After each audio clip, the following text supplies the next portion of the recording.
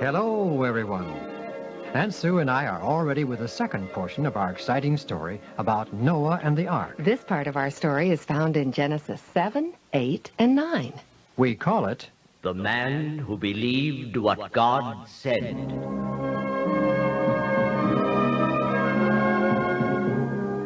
For many years, Noah has been warning the world of an impending flood. At the same time, he and his 3 sons work untiringly to build a great boat to house people and animal life during the storm. There comes Noah now. Yeah. Oh, those 3 young men following Noah on the platform are his 3 sons, Ham, Shem, and Japheth. Those 4 women back of the platform are probably Noah's wife and his 3 sons' wives. People, quiet, please. Friends, I am Shem, eldest son of Noah. It's my duty and great pleasure to introduce Noah, my father, chosen of God to herald the coming flood. By this time, it is common knowledge that this ark is being built as an ark of safety for all those who will choose to be saved from the soon coming flood. God is a God of love. He is not willing that any shall perish. Even now, if the world would repent and turn away from its sins and evil doing, God would spare the earth from the flood. But God is also a just God and a powerful God. He will not be trifled with, nor continue his long suffering with sin and wrongdoing forever. If men choose to continue in their evil ways, he will most certainly destroy the world with a flood from which none will escape.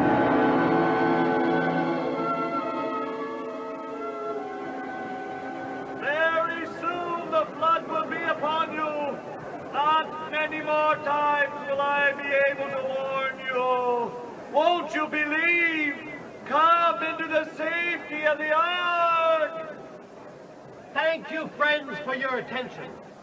Tomorrow, my father Noah will again appear on this platform, as he will every day until the day of the flood.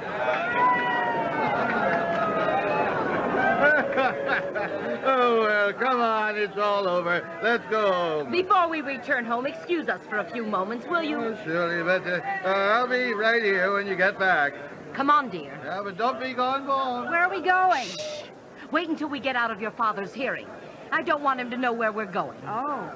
Did you notice those 4 women back of the platform? While Noah was speaking? Yes. What about them? One of them was your sister. It was. I didn't notice. I did. We're going to find her and talk to her.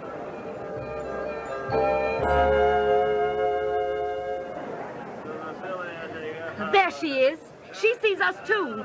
Mother, Sis. Hello. What are you doing here? More appropriately, what are you 2 doing here? Your father brought us to hear Noah and to view the ark. Father came and brought you?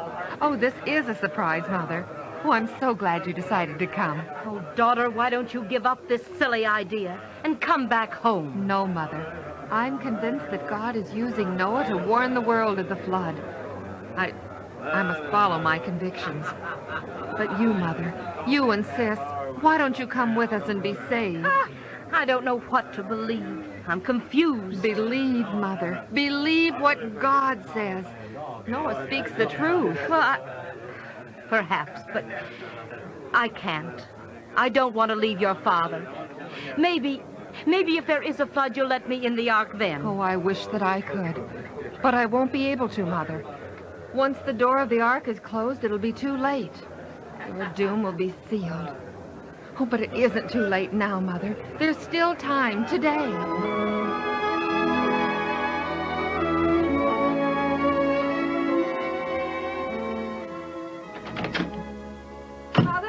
Mother, Yes, dear? I just heard. Sis is married. She married Shem. Mother, did you hear me? Sis married Shem, Noah's oldest son. I heard you. She... Hurry,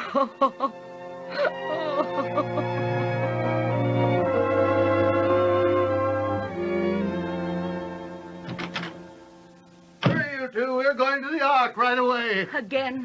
Now hurry, or I'll go without you. Go ahead and go. Oh, don't you want to go? Should I want to? Well, it's rumored that the ark is completely finished, and something's about to happen. It might be exciting. They're going to call the old man's bluff, make a fool out of him. Should be interesting, huh? Well, are you going or not? Oh, don't be so impatient. I'll be ready in a few minutes. I'm going too, Father.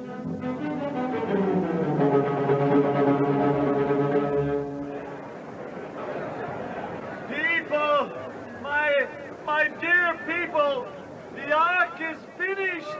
Every part of it just as God directed. A great abundance of food for both man and beast is laid in store.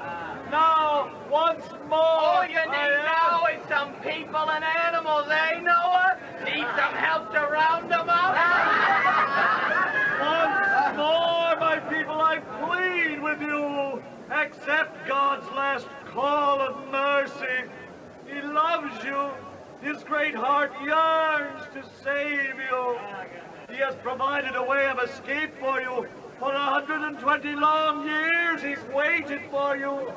Is there not one who will enter the ark of safety now? Now while the door is still open. Just a minute, friends. As one of your leaders, a representative of the masses, I say, don't be alarmed by what this man is saying. The threatenings of God are for the purpose of frightening you. But you need not be alarmed. Such an event as the destruction of the world by the God who made it and the punishment of the beings he has created will never take place. For centuries, the laws of nature have been fixed. The seasons come and go in their order. The earth has always been watered by a mist or dew. The rivers have never yet overflowed their boundaries.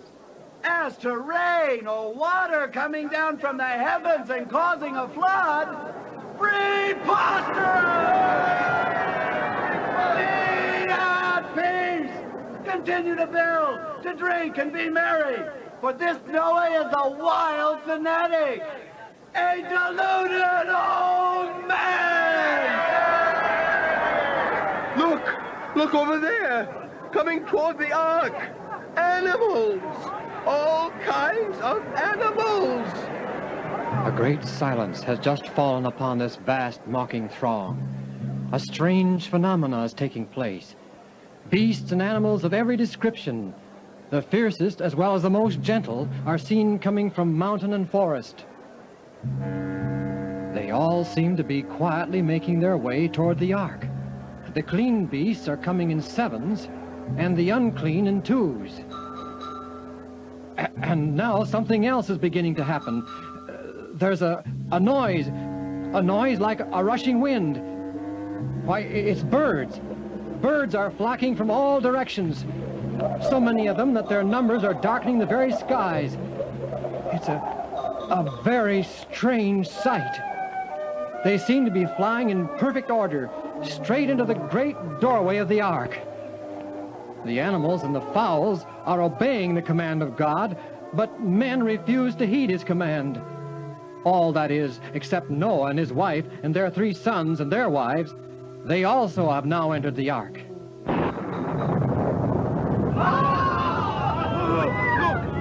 Look! There's a dazzling light by the door of the ark. The door of the ark is closing all by itself.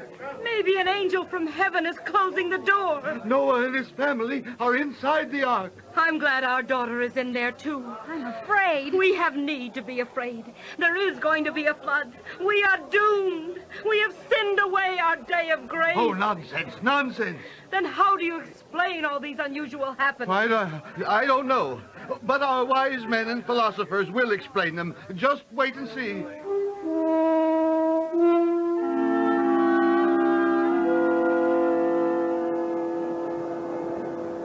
Friends, I have been chosen as the spokesman for your leaders, your elders and wise men. They have instructed me to assure you that there will be no flood. despite the unusual things you witnessed here, there still can be no flood. You are urged to get back to your normal way of life. There will be no flood.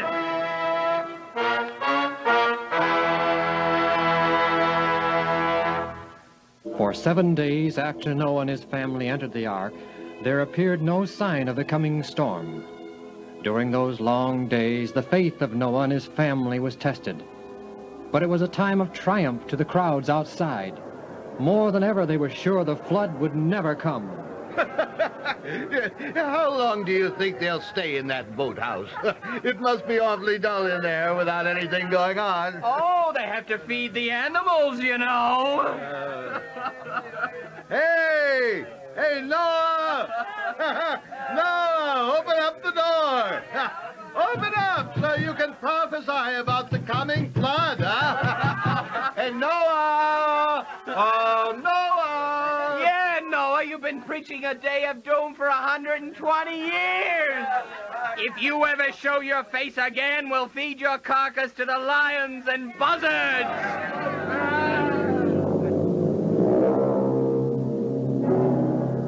On the 8th day, dark clouds overspread the heavens. What is it? Beginning of the flood. That's what. Then came the muttering of thunder and the flash of lightning. Soon, large drops of rain began to fall. Maybe there will be a flood. The world had never witnessed anything like this, and the hearts of men were struck with fear. Darker and darker grew the heavens, and faster came the falling rain. There is going to be a flood. What'll we do? I'm going to make my sister let me in the ark. It's too late. Remember what she said, that once the door was closed, no one could get in. I know what I'm going to do.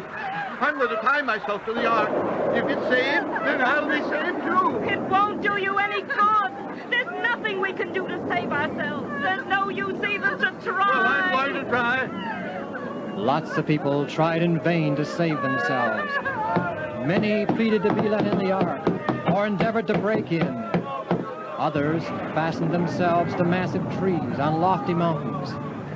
Some lashed themselves and their children to strong animals, believing that the animals would climb to the highest points to escape the rising waters. But all in vain. The storm increased in fury. The fountains of the deep were broken up, and the windows of heaven were opened.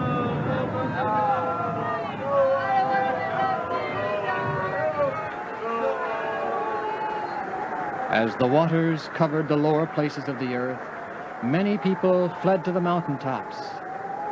Finally, even these were covered, and the despisers of God perished in the black depths. The world became a shoreless, lifeless ocean.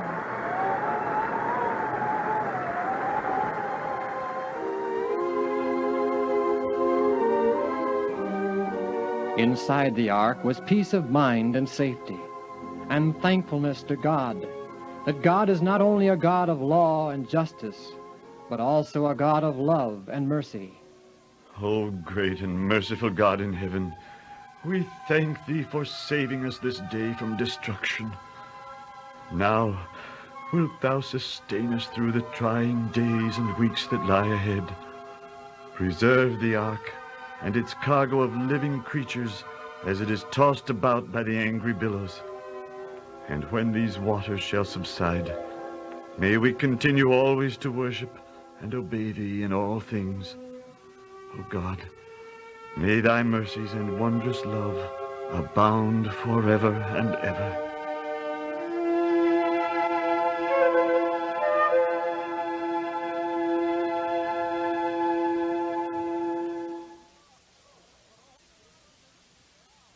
"12 months on a boat."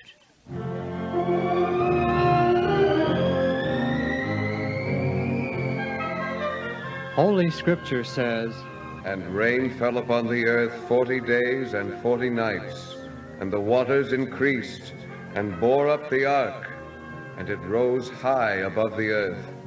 And waters prevailed above the mountains, covering them 15 cubits deep." It often seemed to the family within the ark that they must perish. as for 5 months their boat was tossed about.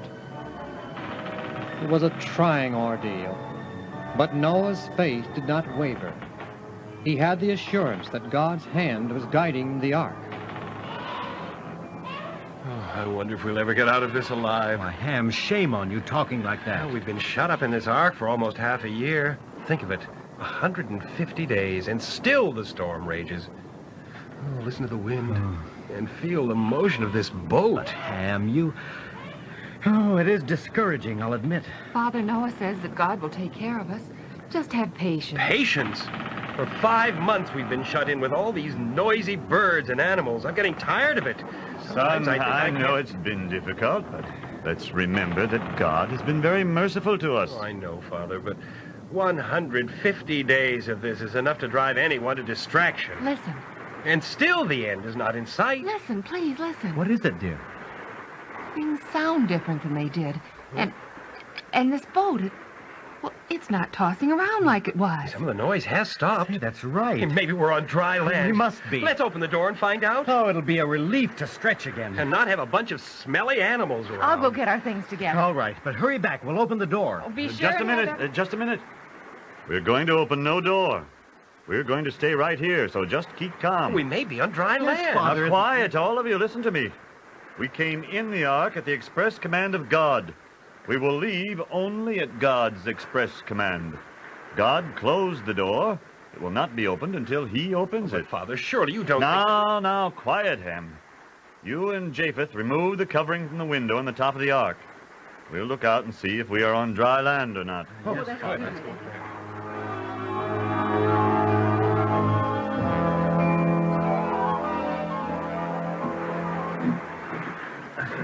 Steady. I think I got it. There, the window's opened. What do you see?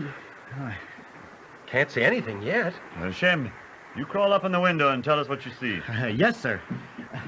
Let's see, get up here. I really do want to know. The sky, it's blue and clear. Oh, the storm's over at least. I can't see if the ark's on water or not, but evidently it is because I see water everywhere. We seem to be floating on a sort of a lagoon. I can see the tops of mountains all around us. The Lord is protecting us. He has caused the ark to drift into this spot protected by a group of mountains. We can't get out of the ark yet? No, the tops of the mountains are the only land showing. How soon will it be dry enough to go outside? Well, it's hard to say, daughter. But at the proper time, we'll leave this ark and start life again on the earth.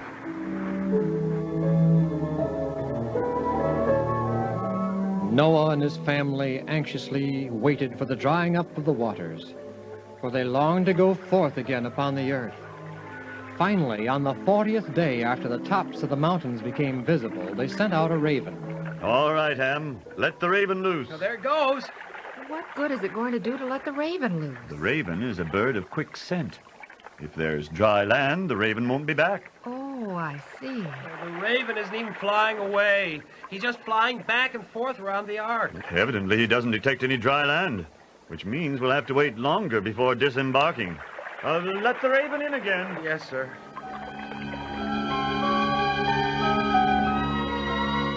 "7 days later, they again sent out a bird, this time a dove. It's flying straight away from the ark. Maybe the water's dried up now. We'll soon know.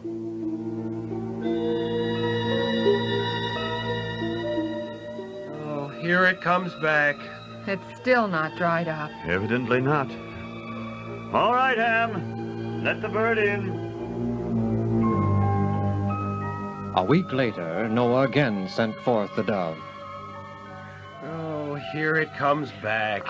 I thought surely the water would be dried up by this time. One of these days it will be. Just be patient. The dove!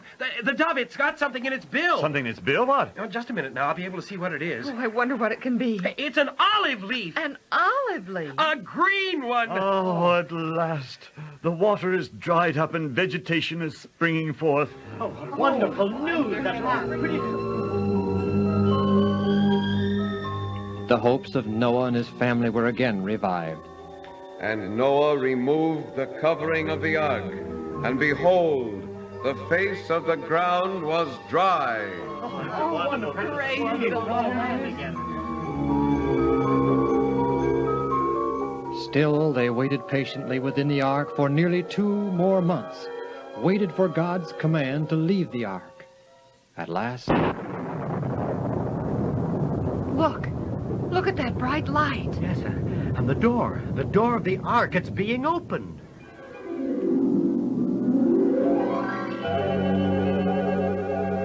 Then God said to Noah, "Go forth from the ark, you and your wife, and your sons and your sons' wives with you.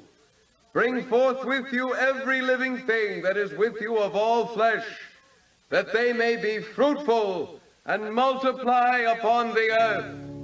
In the joy of being released from the ark, Noah did not forget him by whose gracious care they had been preserved. His first act was to build an altar and offer a sacrifice of every kind of clean beast and fowl, showing his gratitude to God and his faith in the coming Messiah. But, Father, why sacrifice so many animals? We preserve these animals at great labor and expense.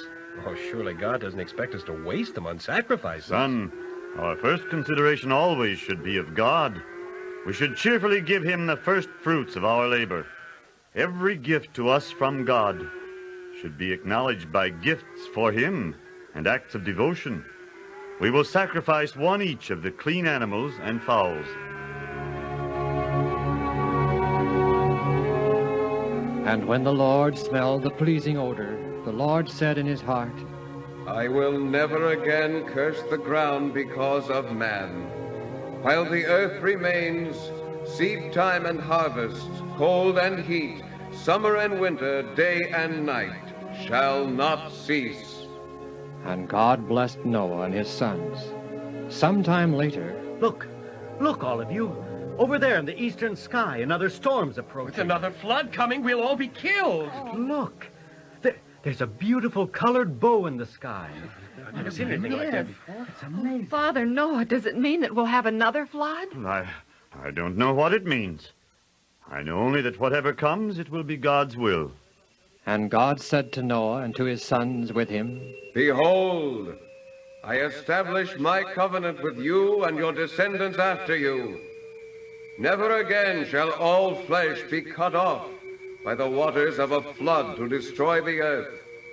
This is the sign of the covenant which I make between me and you, and for all future generations. I do set my bow in the cloud.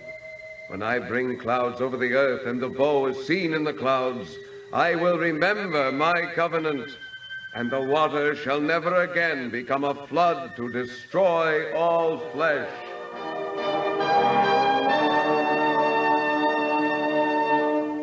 Yes, God put the rainbow in the sky, that all the world may know that never again will he destroy the earth by a flood. Not long after this... Well, I think it's time we're building permanent homes, don't you? Oh, yes, Father. All right, sons, all 3 of you. Do some exploring tomorrow morning. Try to find an ideal spot for our homes. Well, Father, what do you consider an ideal spot? Well, look around for a natural, beautiful setting. A place that is centrally located as to a grazing area and suitable land for vineyards and gardening. You'll know when you find the right location.